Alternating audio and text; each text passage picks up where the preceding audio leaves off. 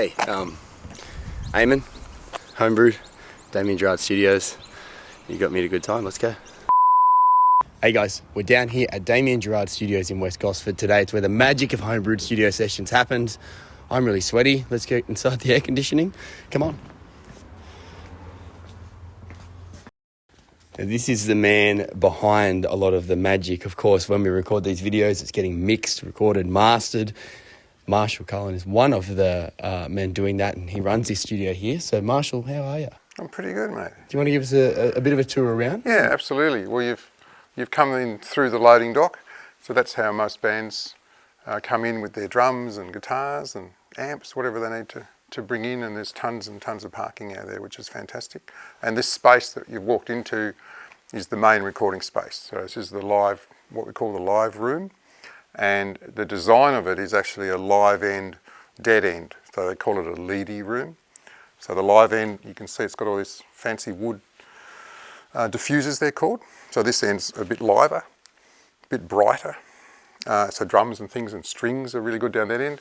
Then this end down here, this is a bit deader. There's a lot more furnishings. We've got the isolation booth here as well, which we put like a guitar amp in there and you can lock it all off.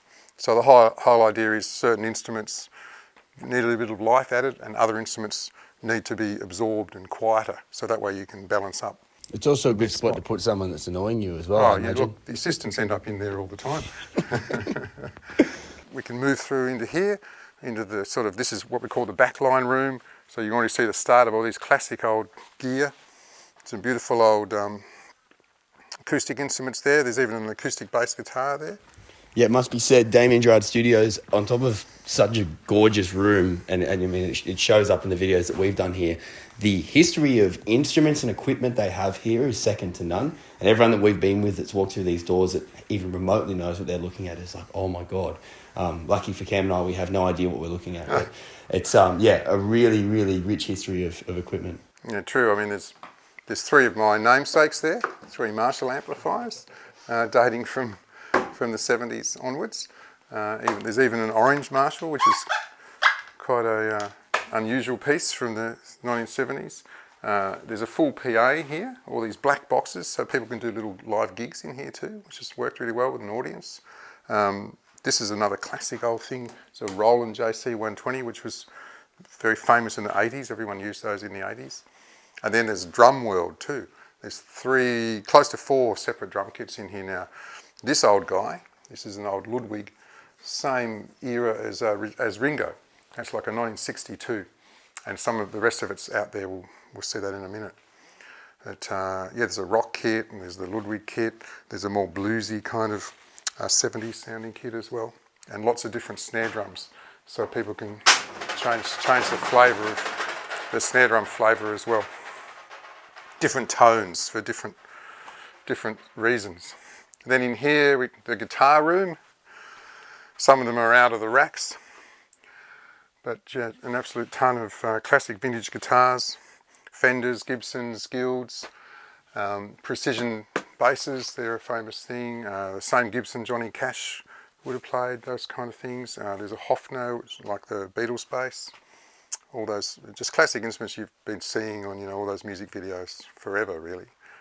All right, we can show you the mic cupboard. That's some exciting pieces in there. So along with all the vintage, if you've got vintage guitars and vintage amplifiers and vintage drums, it makes sense to have vintage mics to go with them. So we've got plenty of those. We'll start up the top here. These are 1961 Reslos. There's actually photos of the Beatles playing live at the Cavern in Liverpool and singing into this exact same mic. There's a pair of those. What's the sound quality on those? Still well, they're a little bit, they're quite mid-rangey because they just couldn't achieve the tops and the lows they can nowadays. But they cut through. The idea was to get them to cut through the PAs and things of the time. So they had to be kind of MIDI. But nowadays they've got this unique flavour that they often get used on room mics, even backing vocals if you want a certain sound on the backing vocals, especially if you want that real old 60s sound. They're fantastic. Here's your classic Neumann, which you would have seen on many videos. They're just one of the best all-round vocal mics you can get. Here's the Tom Petty ribbon mic. So this is what was used on all Tom's guitars. It's called a Royer. And they're actually, the sound goes in the side of them, so you point them at something like that. Beautiful. Got a pair of those. They're also great on brass instruments as well. Here's another old, just quickly, because I love the Beatles. Here's another old Beatles mic.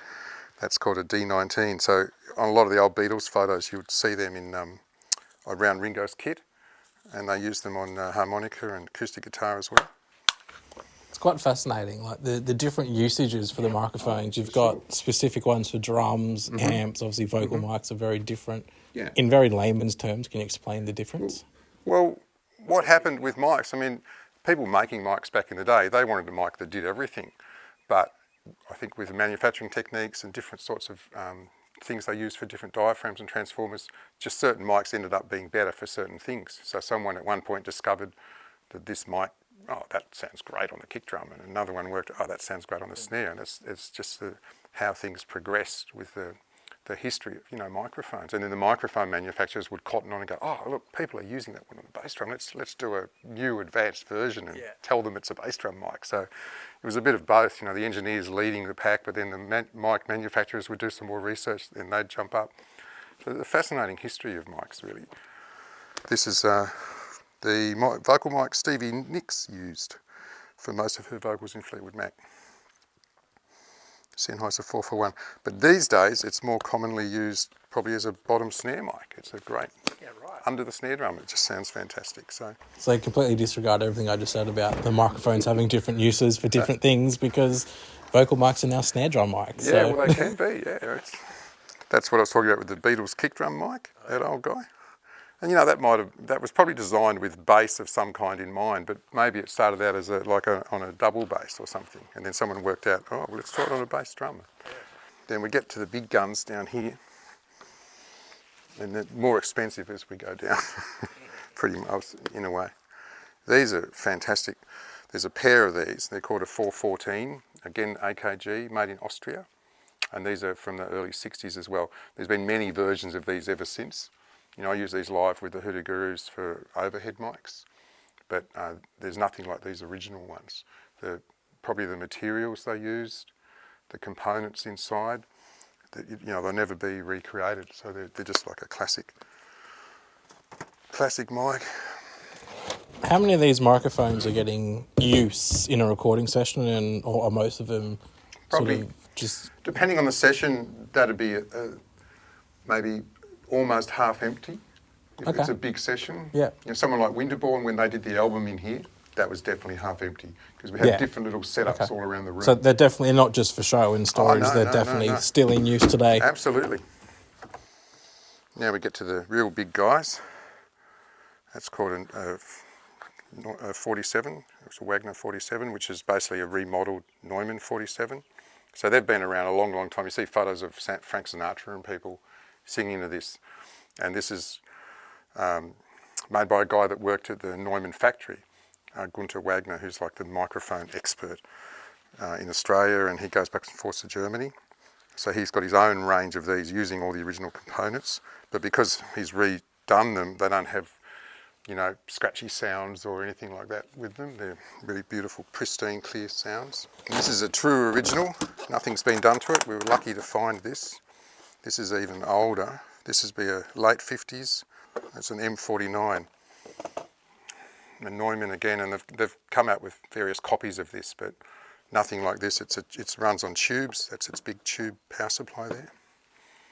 And these were the sort of mics that would capture the vocal and almost the whole orchestra behind the singer in those big old studios in the States. And let's now go into the control room and see where all of these mics and everything feeds into. It all plugs into. So it all goes in there first. That's your they call that the plate or the patch plate.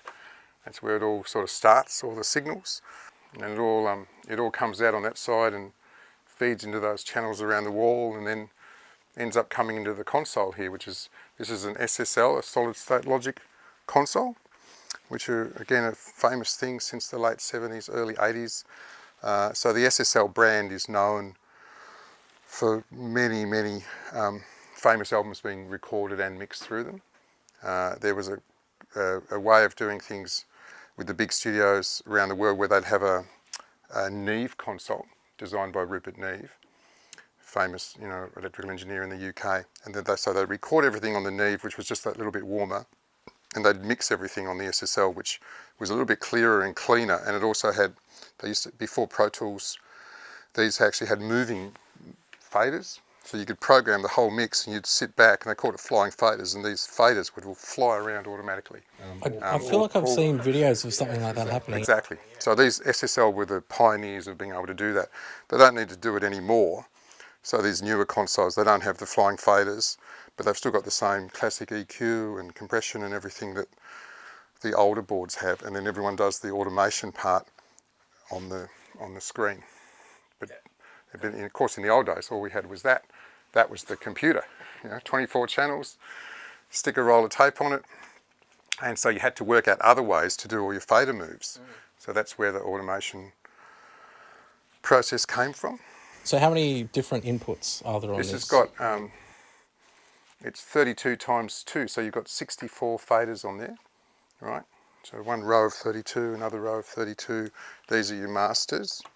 And then you've got all these extra little external inputs. So you can get, once you stack it all up, you can even use these as inputs. You get about 80 inputs, I think, from it, roughly. And the great thing now is you can be submixing in tools as well. So you could have, you've got a digital mixer there that could submix more things down. Yeah. So it's fairly unlimited. When I was mentioning NEAVs before, in order to keep that synergy between having the NEAVs and the SSL, we've got a whole bunch of preamps, these old grey guys, which are, they're worth something like 20k each now, US, just for a single strip.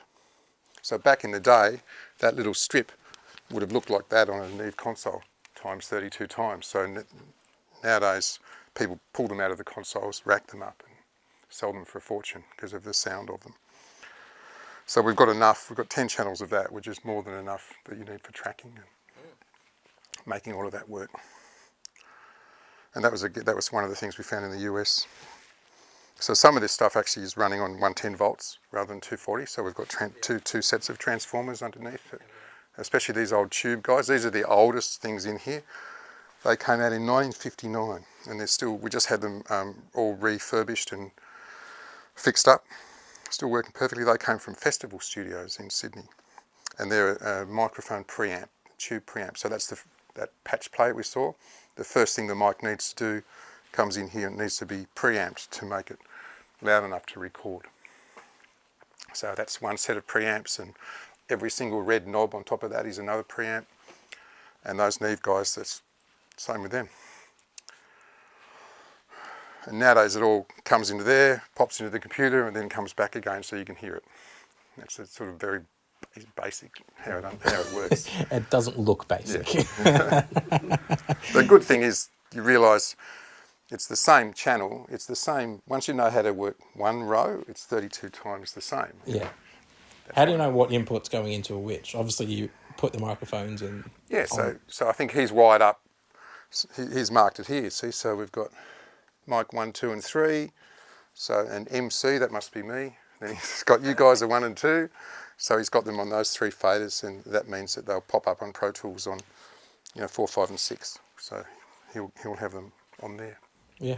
Yeah. So is it just, you know what you're plugging into out there, so you know what that's all which numbered. channel This is it all numbered, yeah. and we've designed this studio so that if you plug something into number 1, it's it's number 1 fader there, it's number 1 fader there, it's number 1 on the top patch bay there, and number 1 on the computer. Everything just lines up.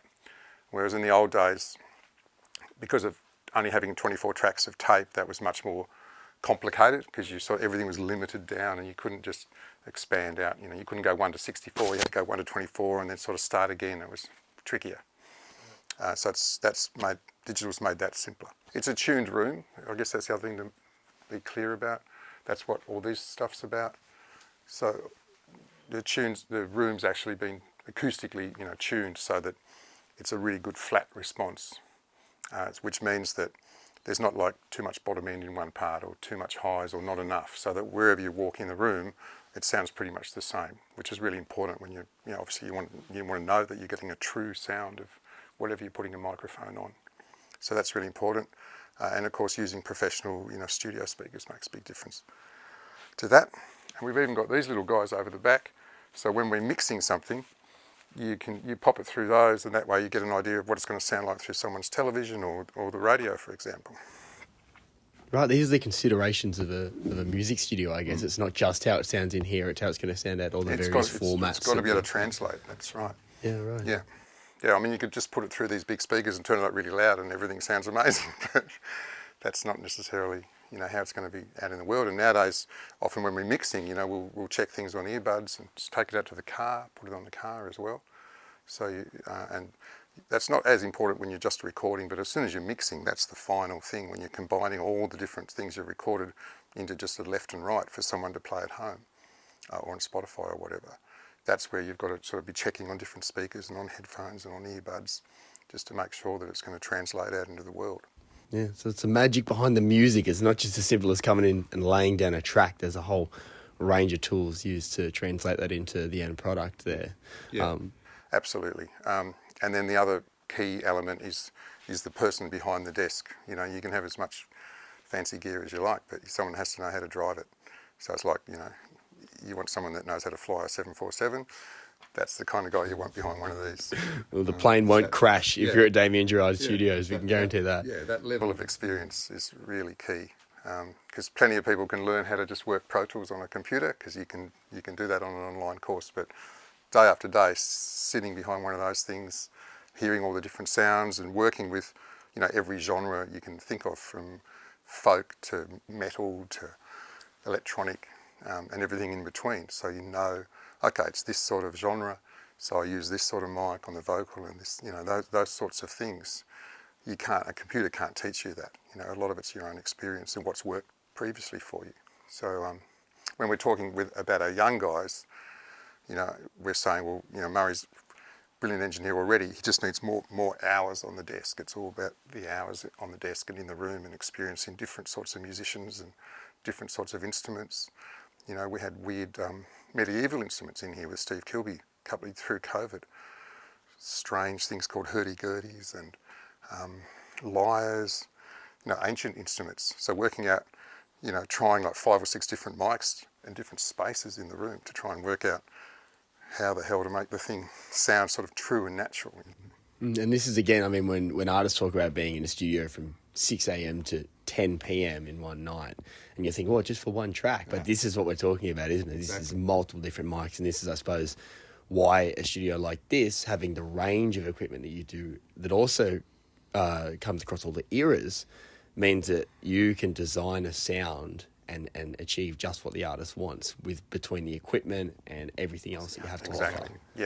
Yeah, we talk about, just with the different guitars, a Stratocaster sounds different to a Gibson Les Paul, and a certain acoustics sound different. And Andrew, the chief engineer, he talks about, well, okay, this song, let's like go on a tone journey with the guitars, and he calls it a tone journey, and he takes the artists in there and go, okay, well, that chorus part that's up high on the neck, I think, let's try this guitar on it, because that's got this beautiful high tone, and then for the really low grungy part, let's try this other guitar that's got a really deep low end, and you can mix and match, and that's your source. That's still really key, to have the right source, and then you match that with the right amplifier and the right mic, and it just means you're sort of getting the ultimate possibilities out of everything, really.